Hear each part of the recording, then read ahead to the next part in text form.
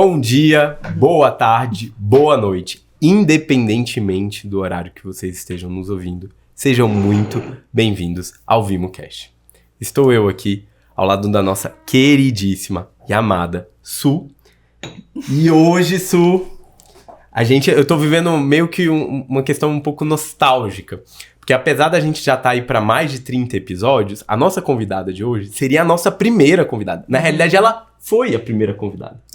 Mas por situações que depois vou deixar ela contar, não foi possível ela aceitar o nosso convite naquele momento. E a gente sempre tava assim, nossa, a gente tem que chamar a Anne, a gente tem que chamar... Enfim, e calhou para que fosse agora. E aí a gente tá aqui com quem, Su? Quem que a gente... quem, né? Quando a gente começou a gestar, né, o VimoCast... Há mais de um ano. Há mais de um ano, a gente pensava muito, né? Como um movimento de duas pessoas de Brasília... tem que ter a pessoa que é pra gente. É claro que o seu nome grita na nossa cabeça quando a gente pensa em cuidado paliativo em Brasília, no Distrito Federal. E claro que há várias pessoas, provavelmente você vai citar o nome de várias pessoas, mas é uma pessoa que, pra nós dois, é uma grande referência, a maior referência aqui no Distrito Federal. Sem dúvida. Como começar esse movimento, né, que é assim o Grupo Vimo, sem ter ela no início, mas a gente sabia que quando você viesse... né, seria num propósito maior. Então seja muito bem-vinda, Annelise.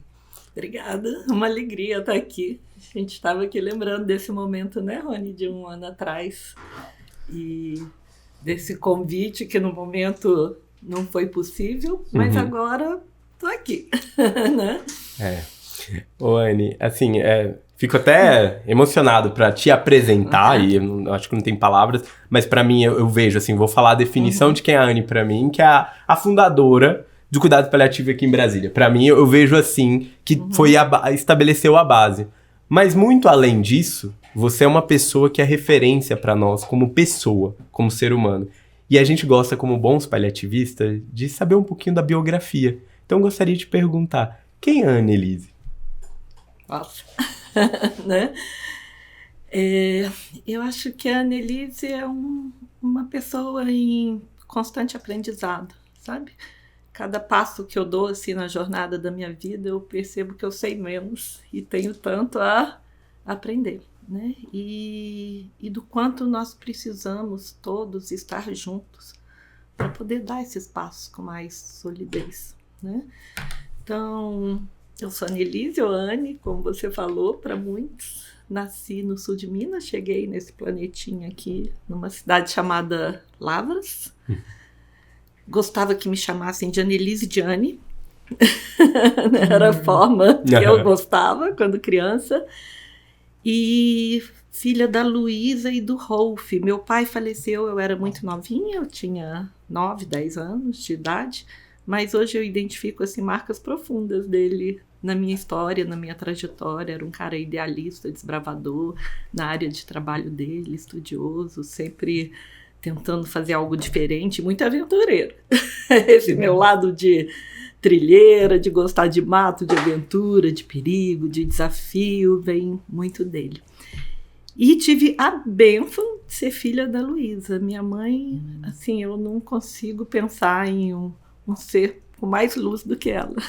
Lógico que eu sou suspeita, mas não sou só eu que penso e falo isso dela, né? Minha mãe foi uma criatura que, desde jovem, assim, foi uma busca incessante pelo autoconhecimento, pelo crescimento interior, pela espiritualidade e de cuidar das pessoas. Ela... né, teve à frente de orfanatos, de creche, cuidava de todo mundo. E até o último minuto, o último respiro dela, era uma busca de ser um ser humano melhor, poder fazer algo melhor para o mundo, né? Então eu tive essa bênção de chegar, né, filha dessa Luísa, Lu, que veio da luz. E aí minha filhota também é Lu, porque é a Luciana. E foi outra bênção na minha vida. Acho que minha maior experiência de amor, né? Luciana chegou um ser humano assim desde criança, voltado para as diferenças sociais, para o sofrimento humano, para o cuidado com o outro, com a vida, com as pessoas, com os animais. Então, a Luciana me ajudou a todo dia, assim, enxergar que a gente pode ser um pouco melhor e pode deixar esse mundo um pouco melhor. E é isso, né? O restante a gente vai falar, paliativista, né? E a partir daí eu fui desenvolvendo minha vida, mas com essa base que para mim, assim, é um privilégio, né? Essa minha chegada.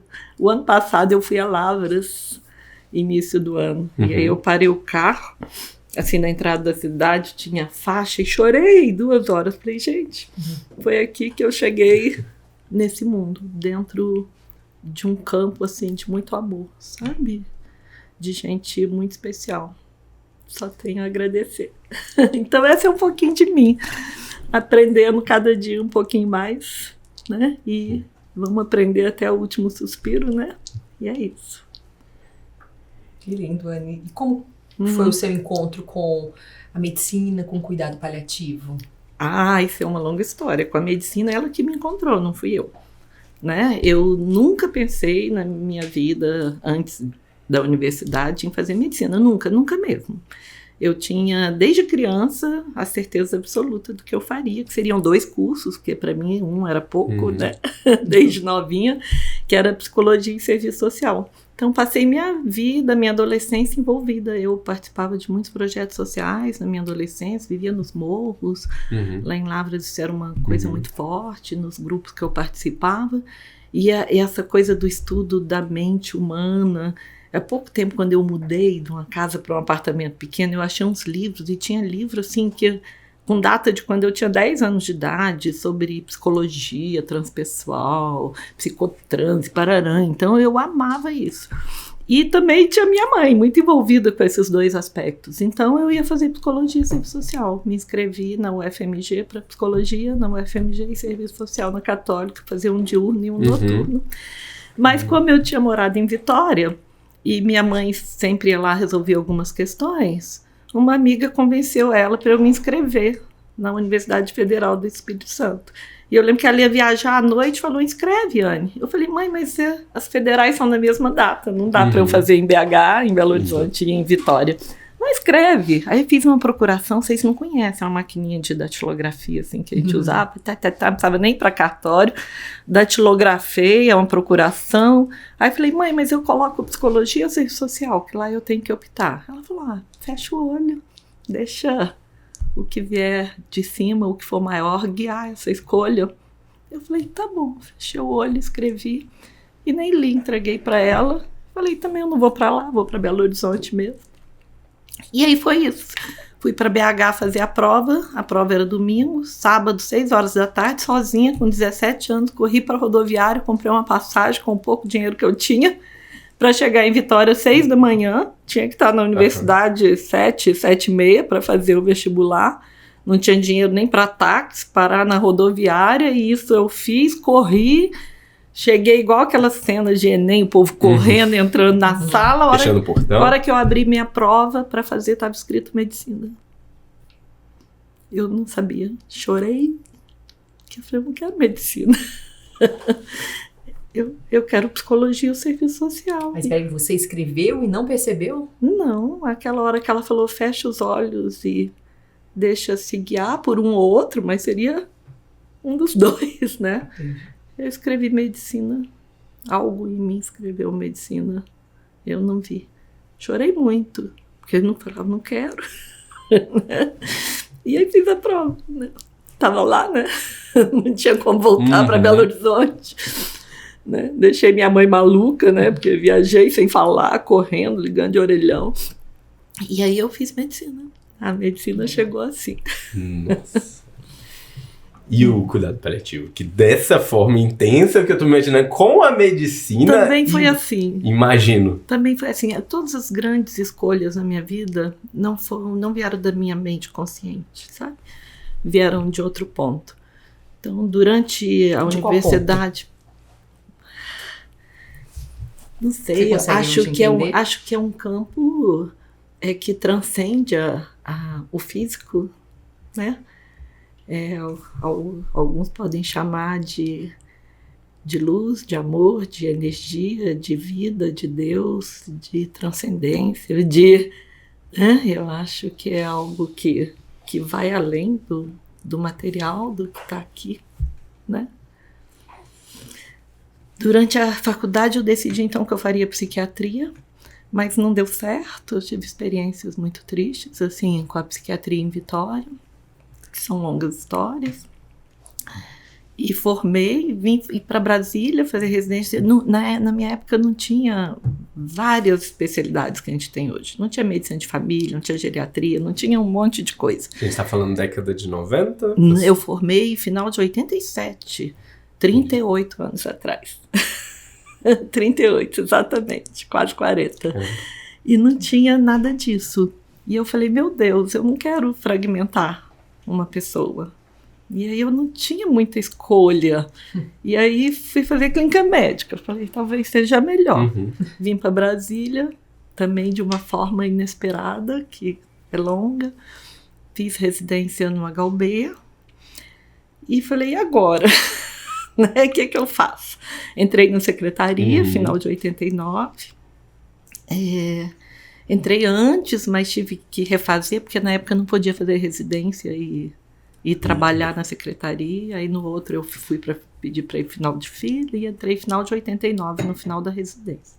Fui para o Gama, né? Mas não estava feliz, sabe? No pronto-socorro foi um caos. Eu chorava demais, porque 150 pacientes, eu não conseguia olhar no olho dele e cuidar dele da forma que eu queria. E fui para o centro de saúde. Aquilo que te chamava não condizia com o PS? Aí eu fui buscando algo, aí me envolvi, fiz uma pós-graduação em homeopatia, fiz em Belo Horizonte, depois começou uma turma em Brasília. Eu recomecei em Brasília, já tinha feito 1 ano e meio em BH, mas tinha que ir caindo e voltando, aí recomecei aqui. E fui buscando, aí fui me aprofundar nas práticas integrativas. E aí fazia uma bagunça no centro de saúde, juntava os pacientes, levava para água mineral, e era uma confusão, não podia trabalhar fora da hora de serviço, no geral hora extra, desde aquela época tinha as histórias. Então eu levava umas cadeiras, punha debaixo da árvore, lá na frente, na hora do almoço, e fazia as rodas de conversa, e grupo de idoso, hipertenso, adolescente, mulheres, sabe? E almoçava na casa dos pacientes, e fazia caminhada, e era uma bagunça, mas também não estava feliz, era como se não fosse aquilo. E aí eu comecei a fazer consultório com as minhas maluquices no consultório, e começou a ficar melhor. Aí fui fazer um monte de formação, assim, psicologia transpessoal. Aí eu fiz uma pós-formação que chama Pathwork, que foram 10 anos de grupo e 4 de formação, que é um trabalho de autodesenvolvimento, de crescimento pessoal, de espiritualidade, não no sentido religioso, mas na busca de se conhecer para ser um ser humano melhor. As pessoas fazem para depois atuar profissionalmente com grupos, eu não fiz para isso. Fiz uma formação que chama DEP, Dinâmica Energética do Psiquismo, aqui na Unipaz, que foram 4 anos. Bom, fui fazendo um monte de coisa. Fiz um monte. Buscando aquilo que te... E aí, quando eu tive minha filha, em 95, quando a Lu nasceu, a Lu mexeu demais comigo no nascimento dela, sabe? Assim, foi uma coisa que me transformou profundamente, né? Eu acho que foi o momento do maior amor que eu senti na vida, e eu falei, gente, esse amor tem que expandir, e eu não estou dando conta de fazer isso. Aí eu pedi exoneração da secretaria, não me deram, fizeram uma licença sem vencimento, sem eu ver, e renovaram essa licença numa série de coincidências ou deusidências, como a Silvia fala. Essa história eu conheço bem. E aí quando eu pedi pela última vez, porque eu não tinha mais como prorrogar, e eu falava, agora me deixam sair. Eu pedi um dia antes, errado. Você queria sair por quê? Porque eu não estava feliz. E aí eu comecei a fazer fora, juntar tudo isso que eu fui estudando e aprendendo e levar isso para o consultório, para as clínicas, e isso eu adorava. Eu falava, estou me encontrando, agora eu estou feliz. Porque eu trabalhava com as pessoas como médica na dimensão física, mas emocionalmente, espiritualmente, mentalmente, família. Eu juntava tudo isso, e aí eu comecei você ia ter prazer em fazer aquilo e felicidade, sabe? Você não se encontrava dentro da secretaria. É bom a gente lembrar que na década de 90 tinha nada de cuidado paliativo, ainda mais aqui em Brasília. Não, nem no Brasil quase. E aí você foi buscando umas coisas e foi encontrando fora, e nisso você, opa, vou sair da secretaria. Já tinha saído do PS, já tinha passado pra época ali no postinho, na água mineral, e tava buscando, e aí nisso você tentando sair nesse movimento. Por isso que eu lembro de você contar essa história. Você tentou de tudo pra sair, o pessoal foi te segurando. Foi segurando, sem a minha autorização. Eu lembro. Eu ia lá, assinava, quando eu via alguém me ligava, foi prorrogado. Eu como assim? Eu assinei a exoneração. Mas é tão lindo esses movimentos, mas assim, posso imaginar que teve seus desafios, né? Que é o movimento do desbravador, né? De que ele vê ali, não, aqui não é o meu lugar, na secretaria, eu não posso ser eu aqui, então, para eu conseguir ser eu na minha essência, eu tenho que sair daqui. Não. A gente precisa de você mas sempre aqui, tem, né? Guimarães Rosa fala que a vida é um constante rasgar-se e remendar-se, né? E é isso, é a gente se reinventando a cada passo, a cada momento, né? Nada é linear, né? Nada é só assim, ó, eu quero isso, aí eu caminho daqui. Não, tudo tem um processo, né? Ainda trazendo Guimarães Rosa, eu não lembro as palavras exatas, mas é aquilo que ele fala, que a vida, o que a vida quer da gente é coragem, que é um eterno esquenta, esfria, aperta, relaxa, equilibra e desequilibra, né? E a gente precisa de coragem para viver tudo isso e ir se construindo. Isso é lindo, né? Isso é maravilhoso, porque é assim, né?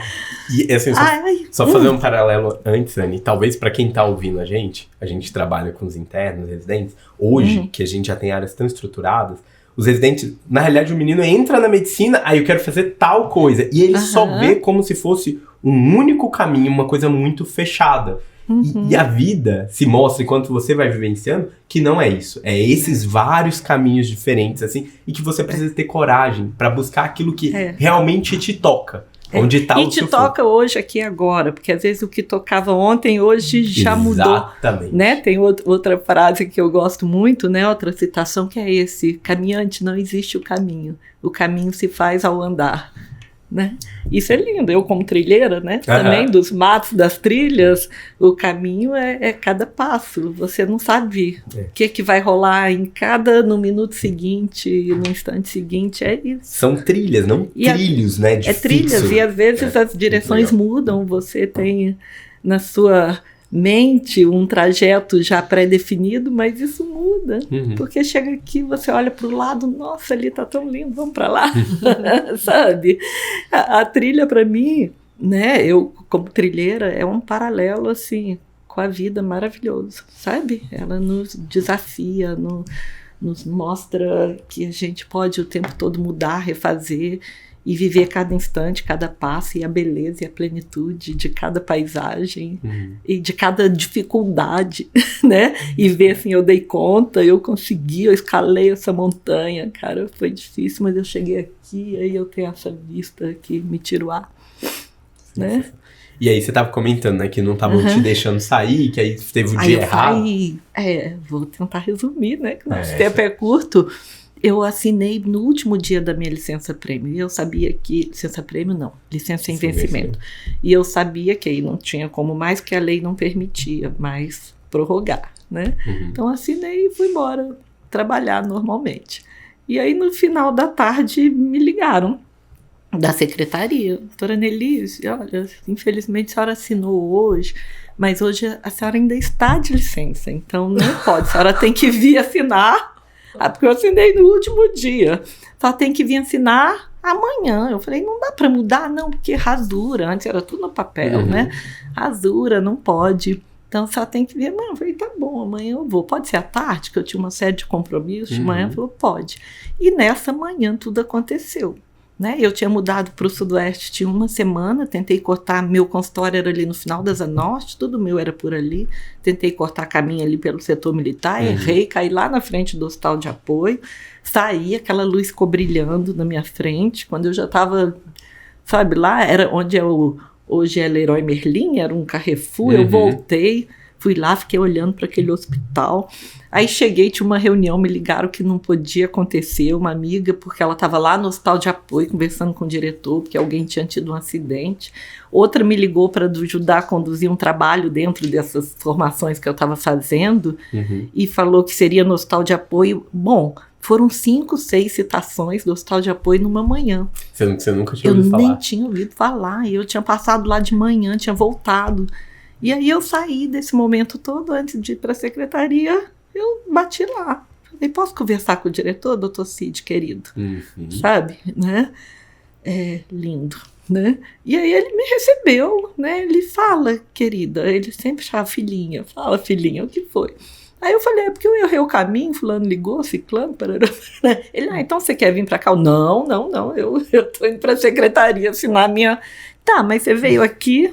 Aí foi indo, ele tinha um quadro que tá, acho que até lá na capela, não tenho certeza, que é um Cristo todo estilizado, diferente. Ele falou, minha querida, o DRH desse hospital é chefiado por esse aqui. Não é o chefe do DRH, né? De qualquer forma, chamou alguém lá do núcleo de pessoas para ver se tinha vaga, para clínico. Ele falou, tem para fazer enfermaria, vim todo dia, para plantão não tem. Falou, então, de qualquer forma, eu vou solicitar, normalmente teria que ir por malote, mas como você está indo para lá agora, eu vou solicitar para enfermaria, vim todo dia. Um clínico, chega lá, você decide. E aí tem longas histórias lá, sabe? O secretário de saúde, o chefe do DRH, lógico que não podia atender, né? Eu fui lá, não pode, aí cancelaram uma reunião. E aí eu pedi para ele me receber, só que até aquele momento eu não queria, eu não sabia por que eu estava indo. Por que eu estava indo adiante nesse movimento. Sincronicidades, né? Sabe? Eu lembro que a secretária falou, escreve aí o que você quer falar, é porque o seu nome é o Annelise Assuntos Particulares. Quando eu entrei, eu tinha sido chefe de um serviço médico da OAB antes, e eu tinha resolvido umas questões para ele legalmente, assim, uns processos de familiar dele, de autorização. E ele me abraçou, falou, desde aquela época eu queria te agradecer, te encontrar, e eu não lembrava de nada do que era, porque era o que eu fazia no dia a dia. Bom, ele falou, ligou para a fila de quem queria ir para o apoio, fez a secretária ligar um por um, e ninguém queria ir para fazer enfermaria, a secretaria pagava muito mal naquela época, então ninguém queria ocupar segunda a sexta, seus horários na secretaria, queria fazer um plantão de noite, né? E aí eu fui lá no DRH e entreguei o papel e fui para o apoio, porque eu tinha que me apresentar naquele dia, chorando. Acho que eu chorei uns 10 dias seguidos, soluçando.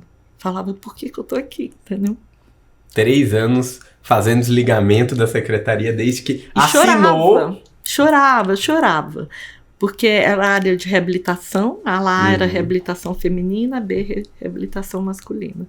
E o hospital tinha no seu estatuto que poderia receber algum paciente terminal, mas não tinha um serviço para isso, era reabilitação feminina e masculina.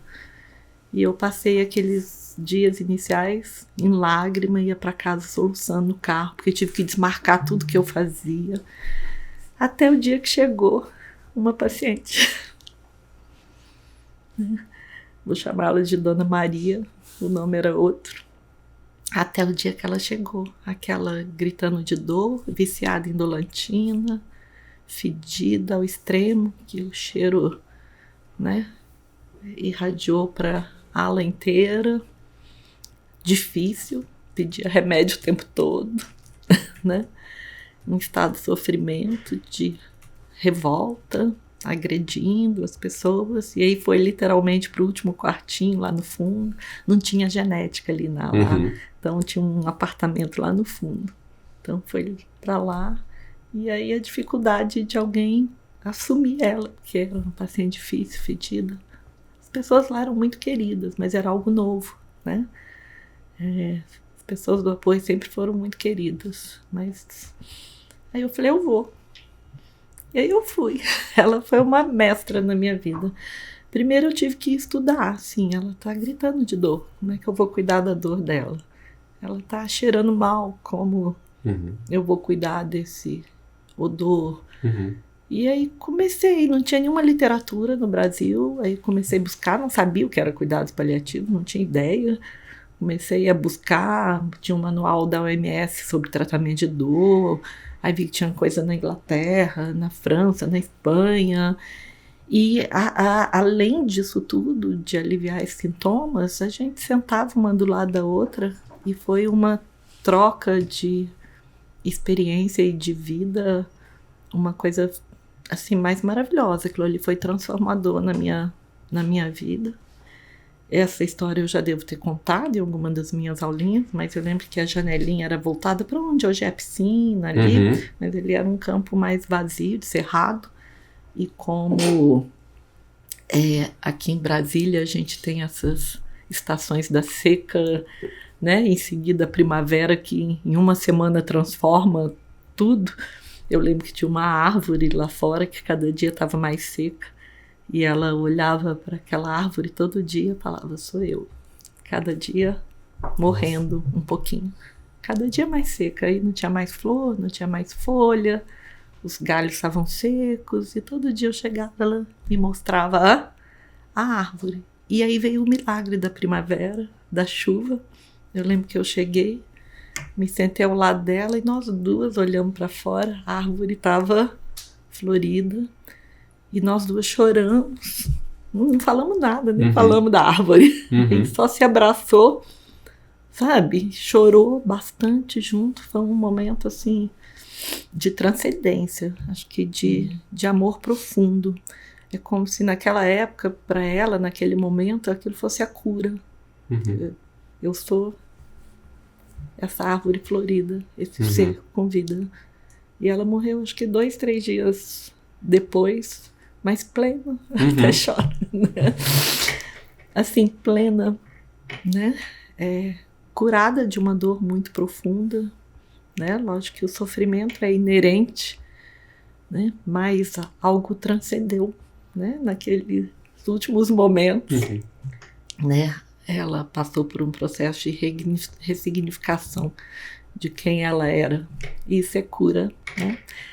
E aí foi assim. Né?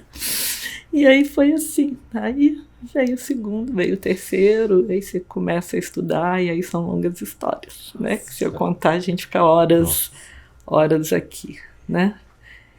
Só para sintonizar, né, para as pessoas, porque a gente que conhece, eu já ouvi a história assim, já tem uma dimensão, mas o hospital de apoio é um hospital que ele tem uma área de reabilitação muito grande, e ele é voltado muito para reabilitação, e que hoje ele funciona como hospice e tem uma área de receber pacientes já com uma doença muito avançada, já em estágio final de vida. Mas naquela época não se tinha essa estruturação. Não. E aí se tinha a abertura, legalmente se podia, né?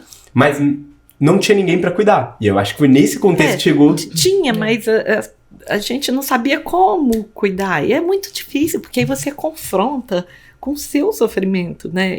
Imagina, né? Hoje em dia a gente estuda, lê, se inspira, trabalha comunicação, sofrimento, tudo isso. Na época a gente não fazia isso. Por exemplo, imagina, quase 40 anos de formado. Você acha que a gente na universidade ouvia em algum momento falar de sofrimento, de dor, de morte, de dignidade, de qualidade de vida? Não, é curar a doença, né? Então é isso. E aí foi um processo dentro do hospital de apoio, assim, lento, não tão lento, olhando hoje, na época sim, né, a gente o legado achava deixado. Que sim. Mas é importante falar que eu nunca fiz nada sozinha, tá? Ninguém faz nada sozinho, né? Quando você fala é a primeira, ninguém faz nada sozinho. Se você não tem alguém do seu lado, né? Então a gente não tinha uma equipe paliativista, nem pessoas preparadas como eu não era, né? Mas a gente foi se preparando.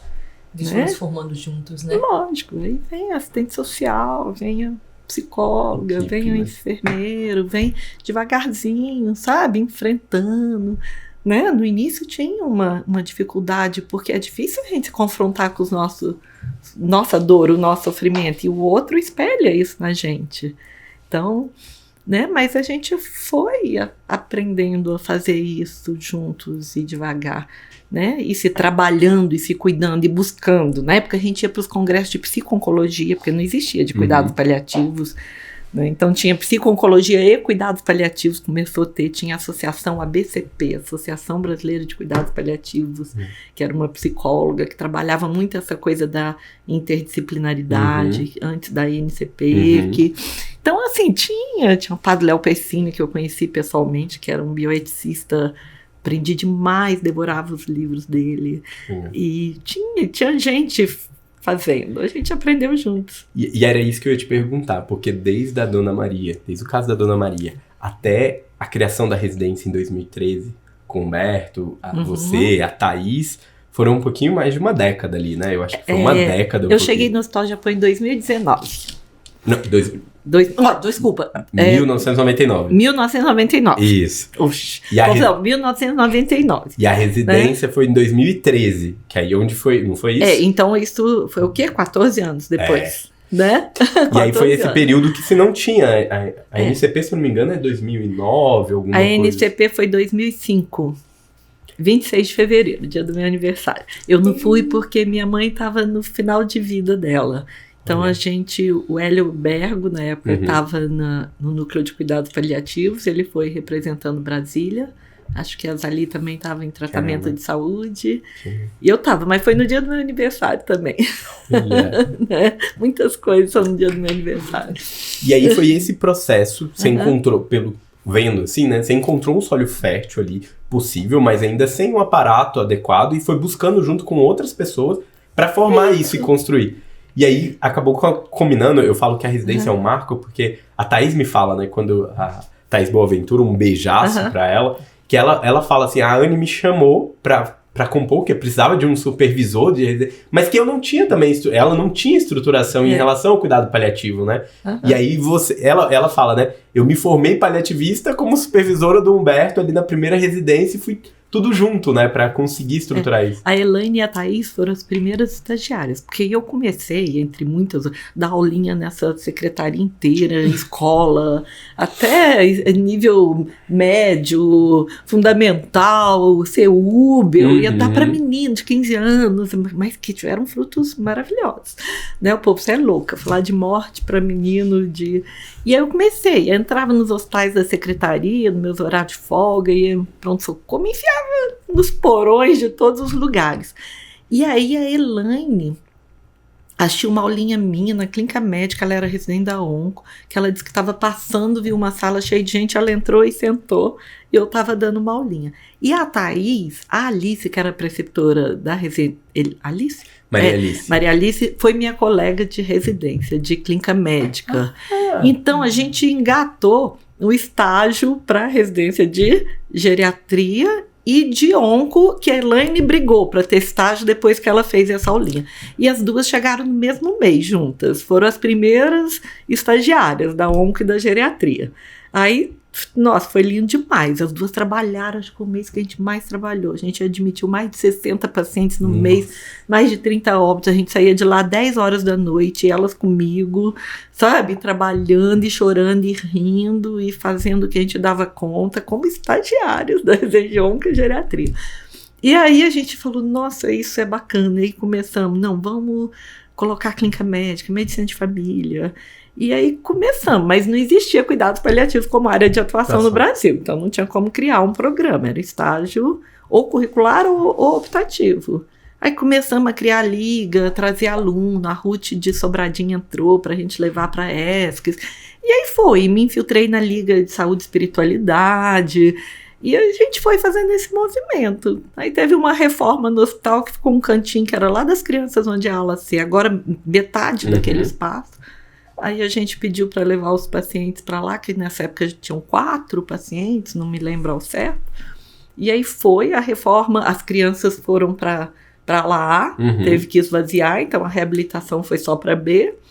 E não sei quanto tempo durou aquela reforma, quando acabou aquela reforma a gente já estava com a força toda, e aí voltamos para lá como uma unidade de cuidados paliativos, não oficialmente ainda, era a ala de cuidados paliativos. Unidade foi depois ainda, depois de um tempo. E a residência foi quando foi criada a área de atuação, foi 2011, se não me engano, aí em 2012 a gente fez o projeto, encaminhou para o MEC, foi aprovado para começar em 2013. 2013, né? Sensacional. Fizemos um cambalacho. Não posso falar aqui, né, mas teve muito cambalacho. Eu sei, essa parte da história eu conheço. Muito cambalacho. E aí surgiu, junto com as outras residências, eu acho que foi o ano que você fez lá também, no HC. Não, o HC foi depois. Nesse ano 2011. Teve Recife e Servidores, com a Maria Goretti, um Servidores, Recife e Brasília. Foram as 3. Depois veio que legal. O HC. Aí vieram várias outras, depois começou a expandir, né, abençoadamente, e cada vez mais, né? E a residência multiprofissional foi bem depois, né, quando a gente estava na gestão, e aí foi a oportunidade de criar. Hoje em dia é um tanto de aluno residente, né? Muda muito o perfil, né, do hospital. A gente deixa de ter um pouco aquela intimidade que a gente tinha, aquela coisa muito família, mas, ao mesmo tempo, é a dor necessária do crescimento e da expansão do trabalho. Né? Virou um berço, né? Lá virou um berço onde a gente roda 4 internos a cada 2 semanas.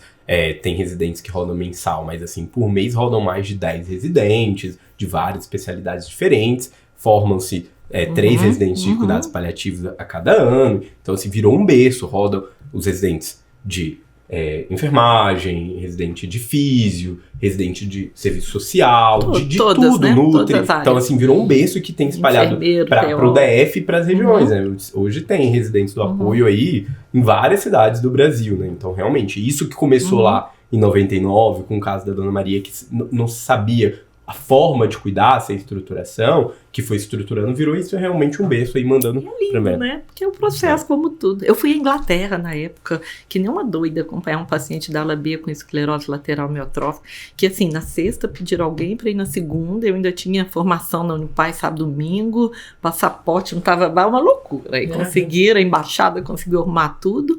Eu fui com passagem só de ida, entreguei ele no aeroporto de Londres, fui até o hospital. Foi um mestre na minha vida também, porque a gente não tem tempo, foi um mestre esse paciente. A viagem com ele foi um desafio lindo, sabe? Que me fez ressignificar e rever muitas coisas dentro de mim.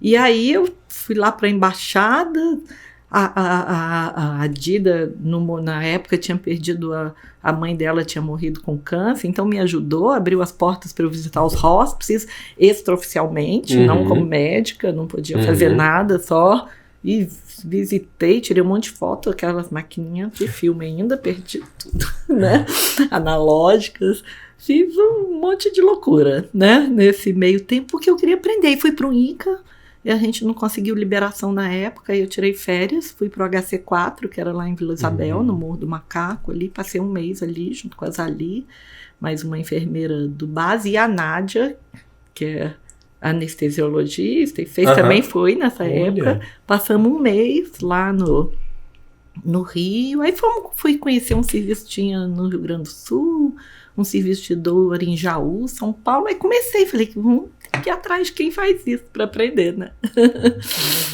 E como que veio na sua trajetória o encontro com a comunidade compassiva? Eu aposentei e minha ideia era imediatamente voltar como voluntária profissional, final de 2019, né? E aí veio a pandemia. Voluntária no apoio. No apoio, você pensava? Onde precisasse. Aonde precisasse. Eu estava aberta para onde precisasse. E na época, assim, lá naquele período que eu falei da minha adolescência, que eu vivia nos morros, nas favelas, com minha mãe, então essa questão me tocava muito, né? E eu sempre quis, eu fiz alguns trabalhos no decorrer da minha jornada, mas diferentes. E eu lembro que eu me inscrevi para um projeto na África, e minha filha, Luciana, falou: mãe, você não precisa ir para a África para fazer isso. Basta você ir ali para Santa Luzia, atrás da estrutural, ou para tal lugar, tal. Minha filha se envolveu com vários projetos voluntários e da universidade na época. Então, ela percorria muito esse espaço, ela trabalhou muito com violência doméstica, crianças, vítimas de abuso, essas histórias. E ela falou: basta você ir lá pro Café Sem Troco. E aí veio a pandemia, quando eu estava com esse projeto eu tinha acabado de me aposentar, de ir para a África, e aí não podia ir mais por causa da pandemia, né? me voluntariei em todos os lugares para trabalhar, no ministério, na secretaria, um monte de lugar, mas na época não chamaram, não queriam os velhinhos. E aí eu fui fazer parte de uma associação que não era tão assistencial como médica, mas de levar comida mesmo, cuidar das crianças, material escolar, apoio psicossocial, entendeu? Então eu conheci todas as favelas do DF. A gente andava, como eu era a única aposentada, eu rodava com aquela máscarazinha de pano o dia inteiro, todos os dias, por essas regiões ao redor de Brasília que eu não imaginava que existisse, sabe? Assim, 10 minutos da nossa casa, 15, atrás dos muros, né? E aí eu fui conhecendo esses espaços, né? E aí ficava pensando, como será que estão as pessoas nesses espaços, né? E aí vi o trabalho do Alexandre na Rocinha, quem não vê? Falei, nossa, assim, né? E aí era pandemia, mas eu fiquei sempre pensando naquilo e como que eu poderia, como paliativista, dar esse passo para dentro desse local, né? E aí a gente teve um encontro uma vez no congresso, Raíssa estava terminando a pós dela na Fiocruz com esse tema, em cuidados paliativos com esse tema, a Silvia, né, capelã Doula da Morte, eu fiz a formação em Doula da Morte durante a pandemia, fiz várias coisas, né, tudo que dava para fazer online eu fiz, né? E aí falei, é hora da gente começar. E aí no dia 26 de fevereiro, meu aniversário, a gente fez, não foi programado, foi o sábado que decidiu começaria, a gente fez fizemos várias rodas de conversa antes, vários encontros, e aí oficialmente começamos, né? Estamos engatinhando ainda. Nós 3. Depois a Silvia foi embora para Recife, e aí nós convidamos a Karine, que foi um presente, assim, também, porque além do ser humano lindo que ela é enfermeira, é professora, então a gente pôde incluir os projetos de extensão, de educação, as capacitações para a comunidade, então foi lindo. E é isso, estamos lá, né? Nossa, crescendo devagar, passo a passo, ainda temos um montão pela frente, né? Você comentou que agora está com os alunos. Estamos com os alunos, estamos criando a ONG, estamos, né? Esse mês, esses últimos 2, 3 meses, estamos no movimento de dar. Eu fui ao Rio o ano passado, lá na Rocinha, no Vidigal, né? Aí voltei cheia de gás. E aí cheguei, no dia seguinte fui fazer meus exames de rotina, que foi justamente na época que você me ligou, que fiz a mamografia, tinha um BIRAD 5 e diagnostiquei um câncer.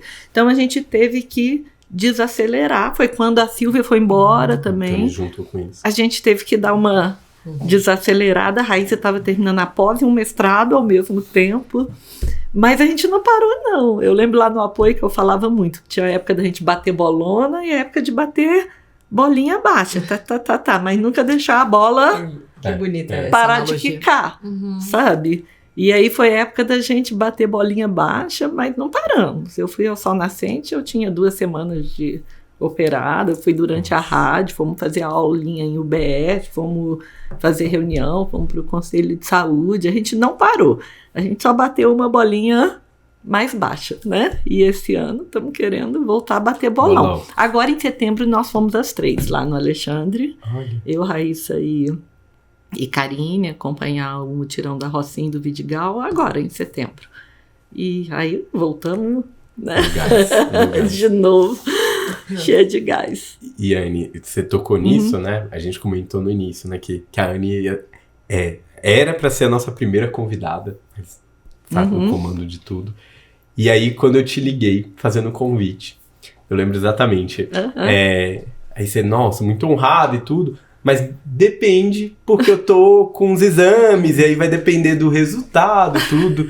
E aí eu queria te perguntar, assim, como que é pra você, como tem sido, como que foi todo esse processo? Uma pessoa que teve uma formação sempre de cuidar, de olhar pros outros, e agora tá numa posição também de receber cuidado. E você comentou sobre isso, né? E tá vivenciando um pouco do lado de como paciente. Como que tem sido pra você isso? Tem sido lindo. Sabe? Tem sido lindo. O câncer foi leve pra mim. né? Não elimina dor, não elimina sofrimento, mas você sorrir e tá bem não é negar a dor, é celebrar a vida, entendeu? Né? É celebrar a vida, porque uma coisa não elimina a outra, né? E Viktor Frankl tem uma frase linda, né? Que é quando alguém tem mais ou menos assim, né?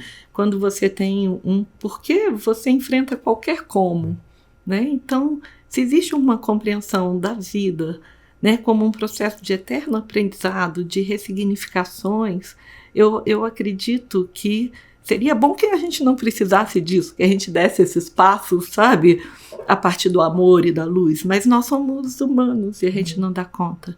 Então, às vezes, o sofrimento é necessário, né? Os desafios são necessários para a gente poder avançar em alguns passos.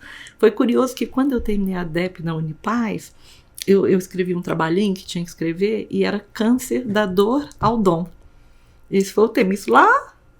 Bem atrás, lá, antes do Hospital de Apoio. Foi na época que eu estava entrando no Hospital de Apoio. Né? Eu lembro que me veio muito estar junto de pessoas. E eu estudava muito essas coisas, na dinâmica energética do psiquismo. Então eu tenho um livro que é lindo, A Doença como Caminho e A Doença como Mensagem da Alma, que ele traz o câncer um paralelo com a humanidade, com nós seres humanos, né? Em busca de crescimento, desenvolvimento, de ganância, de multiplicação desenfreada, e dessa forma você vai invadindo e tomando todos os espaços, né? Em busca de poder máximo. Tem muito a ver com a nossa sociedade moderna, com o nosso mundo, destruindo a natureza, destruindo os pequenos, né? Até a gente lança pontos de apoio, que são as metástases, até a gente conseguir esse poder total. E quando a gente consegue esse poder total, o que acontece? O corpo morre e a célula morre junto. Então, qual seria uma grande lição? É buscar esse processo de expansão, sabe? Mas a partir do amor, né? Não do poder da dominação, mas expandir a partir do amor junto com quem está ao seu redor. Né? E eu lembro que isso me veio muito forte agora no diagnóstico do meu câncer. Meu pai morreu com câncer com 42 anos de idade, eu tinha 10 anos, né? E depois de um período de muita tristeza, que tinha morrido um irmão meu de 16 anos, assim, no acidente de carro, o Rony, né? Que eu te falei que eu tive o irmão Rony, né? E então me veio muito isso, muito forte, assim, na época, né? Até do processo dele, da tristeza que ele viveu, da dor. Então, eu acho que o câncer, para mim, é isso, sabe? É uma oportunidade, né? De mudança. E aí, Rony, quando você fala como é viver isso e ser cuidada, gente, eu chorava todos os dias me sentindo abençoada. E era uma mistura de riso, de alegria. As pessoas, parece que você vai ali para uma festa e voltar, não tirar um câncer. Era tanto cuidado, tanto amor. As pessoas cuidaram e cuidam tanto de mim, porque você tem uma rede de afetos. Mas aí, quando acontece alguma coisa na prática, como foi, sabe, eu não tinha dúvida, né, da grandeza, da grandiosidade dessa rede de afetos e de amor que eu tenho a bênção de ter ao meu redor, sabe? Mas quando aconteceu alguma coisa, nossa, esse pessoal, sabe, foi uma experiência de amor tão grande na minha vida que eu agradecia do início ao fim. Tinha um mantra que é do Hermógenes. O Hermógenes foi um dos grandes nomes da yoga no Brasil, que é entrego, confio, aceito e agradeço. Esse mantra rodava na minha cabeça o tempo inteiro. Entrego, confio, aceito e agradeço. Eu lembro que na véspera da cirurgia, que ia ser cedinho, eu fui nadar. Aí eu fui para a piscina e eu esqueci da vida. Nadei 5 vezes mais do que eu nado normalmente, porque foi fazendo esse mantra, sabe? Entrego, confio, aceito e agradeço. Entrego, confio. Então, acho que fui me expandindo naquilo e era isso que eu sentia. Isso não quer dizer que teve um dia que eu chorei, um dia que eu fiquei apreensiva esperando a imunistoquímica para ver qual seria o tipo histológico, o nível de gravidade, o que eu teria pela frente, né? Mas eu estava em paz. E plena, muitas vezes plena. Louco isso, né? Mas foi assim. E está sendo, né? Agora eu estou no momento de tomar só bloqueador hormonal, que são 5 anos. E o pessoal, tem um monte de efeito colateral, sabe? Você vai ficar com muita fraqueza, muita dor, muita sarcopenia, muita osteoporose. Eu, é? Ali quem manda em mim sou eu, né? E eu posso viver tudo isso, mas junto com isso eu tenho ferramentas que podem me fazer ir além disso. Uhum. E elas funcionaram, têm funcionado até então. Você estava compartilhando, né? A Anne estava compartilhando os bastidores aqui sobre os grupos, né? Tanto o grupo secreto de suporte para você, que você descobriu, né? Dessa questão de rede.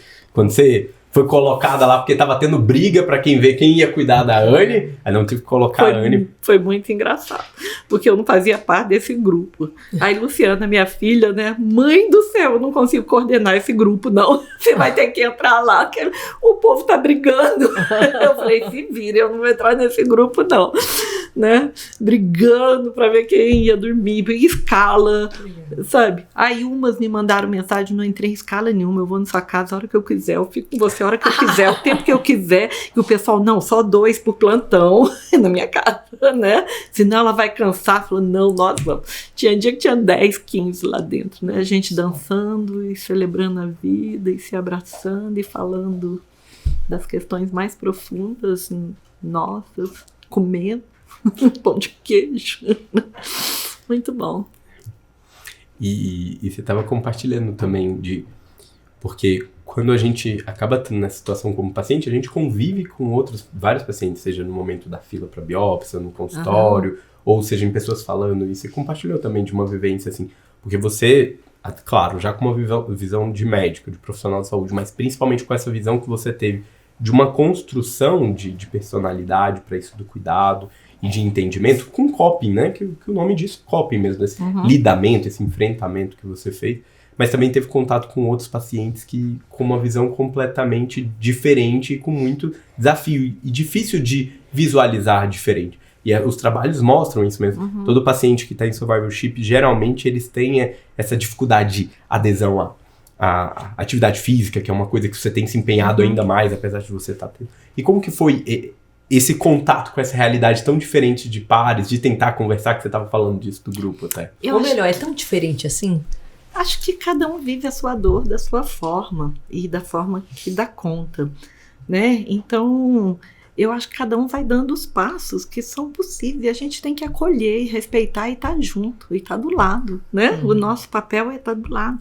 Eu tenho tido assim, um convívio com muitas pessoas que estão vivendo processo de adoecimento, não só de câncer, mas de outras doenças degenerativas, graves, progressivas. E cada um é cada um. E a gente não tem que comparar ninguém, né? Porque cada um está vivendo da forma que consegue, né? Eu acho que o principal é estar do lado. E eu vivi isso, inclusive, nas salas de espera, nas recepções, sabe? E falar, estamos juntos, estamos do lado, né? Eu ando muito com a minha cachorrinha, né? Com a Lola, então acaba que você fica conhecendo muita gente. Eu tive 2, 3 pessoas que eu conheci que foram falar dos seus processos de câncer, de adoecimento. E é falar, olha, estamos juntos, você precisa de mim, tô aqui, tô com você. E não julgar e nem tentar. Você pode dar uma dica de livro, uma dica de podcast, uma dica de profissional, sabe? De caminhos possíveis de serem trilhados. Mas quem vai fazendo as escolhas e dando os seus passos é a pessoa, né? Agora, uma coisa que eu vivi, Su e Rony, assim, que ainda é um pouco triste, mas que somos seres em evolução, eu acho, é a indiferença, às vezes, nos serviços de saúde, né? Então, assim, isso ainda acontece muito. Então, eu estava, de certa forma, tranquila, em paz, mas muitos não estão. Então, coisa simples. Por exemplo, eu lembro que eu fui fazer uma mamografia, uma ressonância magnética, e eu estava sentadinha com aquele aventalzinho, entendeu? Na sala de espera, e ali não podia entrar ninguém com você, eu estava ali, tinha mais 2 pessoas. Aí, de repente, a moça chegou, agora é a mama. Eu continuei sentada, né? Ela, por favor, a mama pode entrar? Eu continuei sentada, né? Aí só tava eu lá, ela, não é a senhora? Eu falei, não, eu sou a Annelise, né? Eu não sou a mama, né? E aí conversei com ela com muita amorosidade. Falei, olha, eu sei que de alguma forma é como vocês aprendem. O trabalho é difícil, é pesado, é muita gente. Mas às vezes a pessoa tá triste, tá frágil, né? Tá investigando uma doença grave. Então, as pessoas, elas têm um nome, elas têm uma história, sabe? Então, assim, não é a mama, ela não é um pedaço de um corpo. E isso eu vivi em muitas situações. Por outro lado, encontrei também pessoas maravilhosas de puro afeto, sabe? Mas tinha muitos assim. A senhora tá fazendo exame por quê? O pré-operatório. O quê? Câncer? Vira de lado. Assim, tira, não sabe? Não falava, sinto muito. Então, eu acho legal viver isso também para a gente poder ensinar mais e mais e mais, sabe? Vocês nesse papel agora de preceptores, de professores, de estar junto com pessoas mais jovens e os mais velhos também, esse aprendizado. Essa menina da mama foi muito lindo. Quando acabou, ela não estava lá, que ela tinha ido para outra sala, do outro aparelho, e eu já estava indo embora. Ela me gritou lá de dentro, Annelise, Annelise. Aí eu falei, oi. Aí voltei, ela correu até mim, me deu um abraço. Falou, vou torcer para que tudo fique bem, viu? E assim, acho que eu desci uma lágrima, ela também. Entendeu? Então não é porque ela é ruim, porque ela é insensível. Ela não aprendeu. Às vezes ela se anestesiou, né? Pra conseguir lidar uma defesa, com uma defesa, né? Eu vejo com muito otimismo hoje o cuidado paliativo. Acho que a gente passou por vários momentos, né? Você até compartilhou todo esse movimento que vocês, como uma família, construindo o cuidado paliativo. Acho que naturalmente isso cria, acho que faz parte até do contexto energético nosso, um outro movimento das pessoas se anestesiarem para esse sofrimento, distanciar totalmente. Né?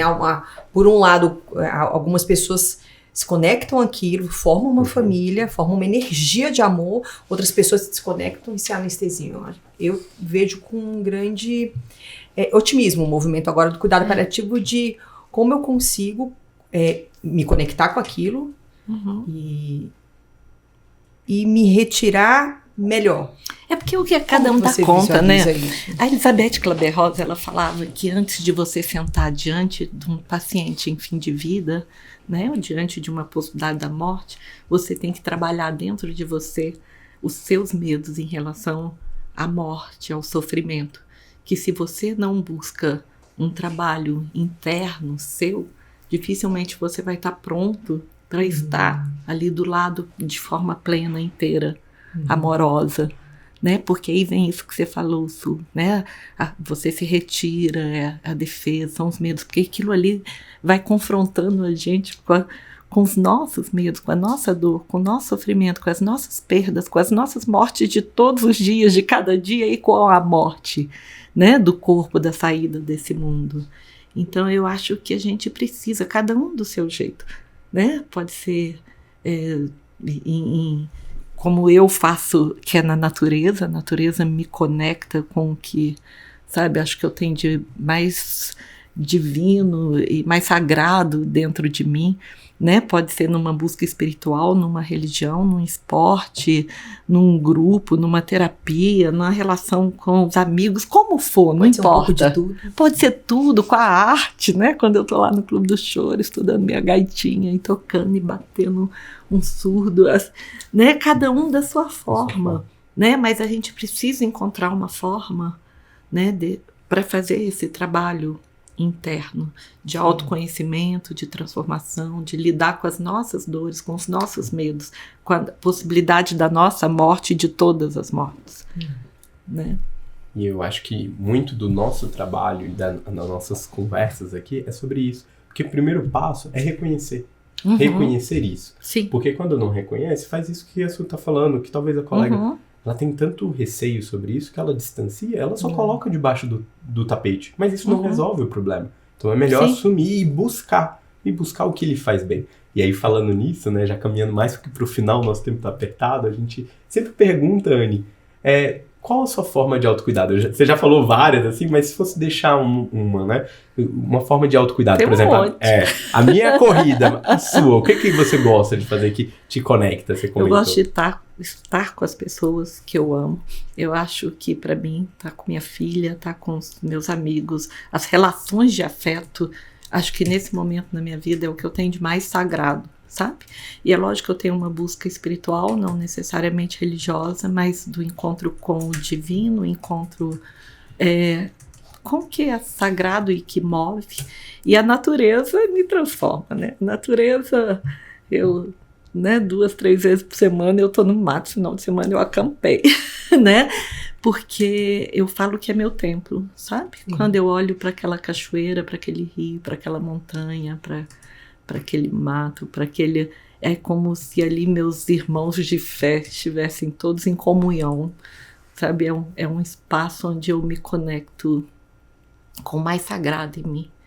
E também com os meus desafios, com as minhas transformações, com a minha resiliência, né? O Viktor Frankl, ele dizia que quando algo não pode ser mudado, não tem como ser transformado, você é desafiado a transformar-se.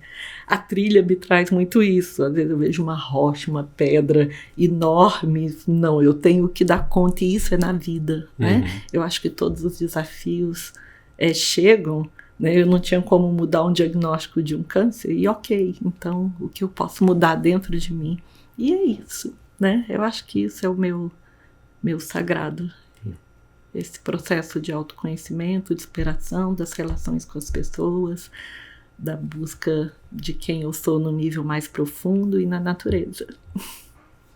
Anne, e se você tivesse que colocar um livro hoje para você, assim, que diz muito sobre a sua trajetória de vida? Nossa, tem tantos, né? Quando eu comecei o Cuidados Paliativos, meu livro de cabeceira era o livro tibetano do Viver e do Morrer. Antes de fazer cuidados paliativos, de trabalhar a morte, para mim aquilo ali era um guia, sabe? De vida e morte, de espiritualidade, de compaixão, de empatia, de como a gente se trabalhar não só mentalmente, espiritualmente, né? E apesar de Sogyal Rinpoche, o autor, ele ser budista, aquele livro trata numa dimensão muito superior, muito além da religião budista. Mas hoje, se você falasse qual livro você indica hoje, é Viktor Frankl, né? Em Busca de Sentido. Esse livro é libertador para mim. Esse livro, o que ele traz, né? O que Viktor Frankl traz. É maravilhoso, sabe? O que ele chama de last freedom, a liberdade final. Aquilo que ninguém te tira. E ele, né? Ele pode dizer isso, né, a partir de tudo que ele viveu. Sabe? Que tudo pode acontecer ao seu redor. Podem te tirar tudo na vida. Mas o que eu faço com isso? Como eu escolho viver? Que é a última liberdade. Isso é só seu. Isso é libertador. Né? Então eu deixaria esses dois, não só um. Anne, assim, cara, como a gente esperava ter esse momento, e que bom que deu certo. Que bom que a gente conseguiu poder ter esse momento de ouvi-la. E aonde que as pessoas que estão nos ouvindo, para saber um pouquinho mais, ou ter contato com a comunidade compassiva que você tá, podem te encontrar, podem saber um pouquinho mais? Fala um pouco. O melhor lugar para me encontrar é nas cachoeiras, totalmente. Muito boa. Né? Eu tenho o Instagram, @AnelisePushing, mas que é bem pessoal. Eu coloco algumas coisas, mas tem muito da minha vida e das minhas aventuras lá. A Sol Nascente Compassiva, Sol Nascente Compassiva. A gente está em processo de criação de um site que não está pronto ainda, mas logo eu divulgo, mas pode mandar uma mensagem lá que a gente responde. E na vida, né? No Clube do Choro, com a gaita. No Clube do Choro, toda terça e quarta. Muito né? bom. É isso. Su, que falar? Uma honra Só sentir. sensacional estar com Muito você bom, aqui, minha amiga. bom. Um prazer, Anne, te ouvir, poder você compartilhar um pouquinho da sua história, de todo o legado que você foi construindo de várias mãos e com várias pessoas e que formou esse berço e essa pessoa maravilhosa que você é. Muito obrigado por compartilhar um pouquinho com a gente. Eu que agradeço, Obrigada, Rony Su, né? Foi muito bom. Obrigada demais. E é lindo ver, né? Tantos frutos lançando tantas novas sementes, né? Obrigada. Obrigada, querida. Obrigada. E obrigado a vocês por terem nos ouvido até agora. Tenho certeza que já deixaram aquele like, já se inscreveram no canal e vão também deixar uma mensagem para a Anne que ela vai amar responder. Lembrem-se, as inscrições da plataforma da Escuta Decisão estão aí. Fiquem à vontade e sempre é um prazer estar com vocês, gente. Até mais!